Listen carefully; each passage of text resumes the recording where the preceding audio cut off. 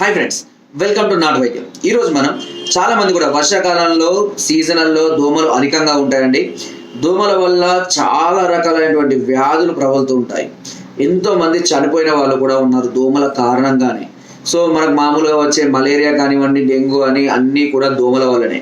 మరి దోమలు లేని ఇల్లులు ఎన్ని ఉన్నాయి మనకు? ఏ ఇంట్లో దోమలు లేకుండా ఉంటారు? 100లో 99.999% దోమలు లేని ఇల్లు లేవండి. ఎక్కడో ఎవరైనా ఉంటారో ఉండరో అది కూడా నాకు డౌటే. సో మరి ఆ దోమల వల్ల మనకి ఎలాంటి సమస్యలు రాకుండా, అసలు దోమలు ఇంట్లోకి రాకుండా, వచ్చిన దోమలు కూడా చచ్చిపోయే విధంగా, ఒకవేళ అవి మనకు కుట్టిన వెంటనే కనుక మనకు ఎలాంటి ఇన్ఫెక్షన్ రాకుండా ఉండే విధంగా ఎలా ఉండాలి, దాని గురించి మనం క్లియర్గా తెలుసుకుందాం అండి. చాలా సింపుల్ అండి. ఒక చిన్న ధూపం వేయాలి. ఆ ధూపం మన ఇంట్లో వేసుకున్న ధూపం కాదండి. మామూలుగా ఆవు పిడకలు కానివ్వండి, ఆవు పిడకలు దొరకకపోతే కట్టెలు కాలినాక బొగ్గులు వస్తాయి కదండి, ఆ బొగ్గుని మళ్ళీ అంటిస్తారు.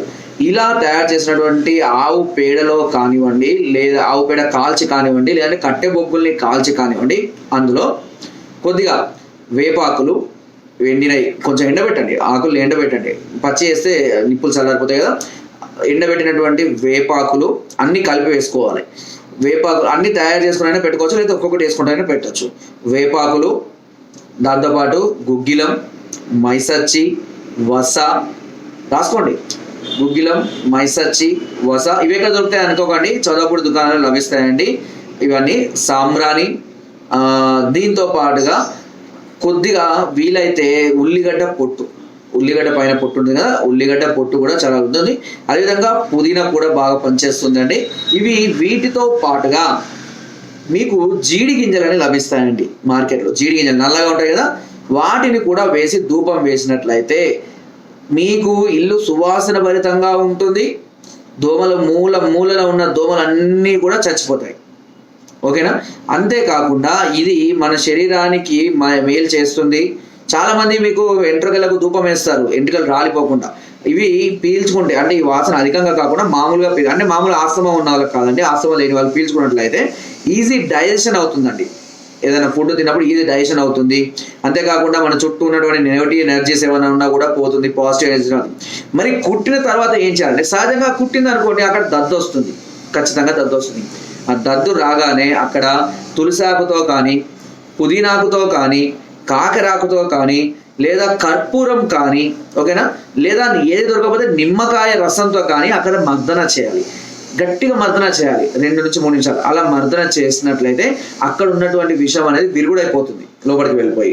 కాబట్టి అది కుట్టినటువంటి ఎఫెక్ట్ కానివ్వండి, దాని యొక్క విష ప్రభావం కానీ మన శరీరంలో ఉండదు.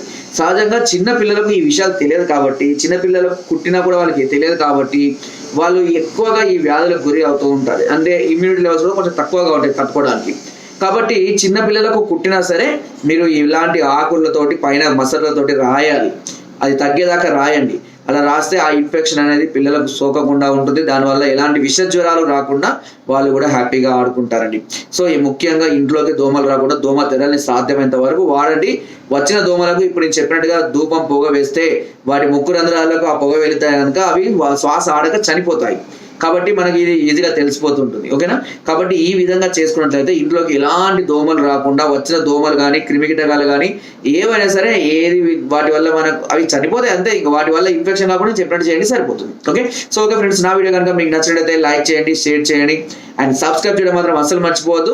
ఈ వీడియో పైన మీకు కామెంట్ కూడా పెట్టవచ్చు. అంతేకాకుండా మీకు ఎలాంటి సమస్యలు ఉన్నా కింద స్పోజ్ నెంబర్స్కి ఫోన్ ద్వారా, వాట్సాప్ ద్వారా, లేదా కింద డిస్క్రిప్షన్ మా యొక్క అడ్రస్ కూడా నేరుగా వచ్చి మమ్మల్ని సంప్రదించి అన్ని రకాల మీ ప్రాబ్లమ్స్కి సలహాలని, సూచనలు, మెడిసిన్స్ కూడా పొందవచ్చు. Thank you.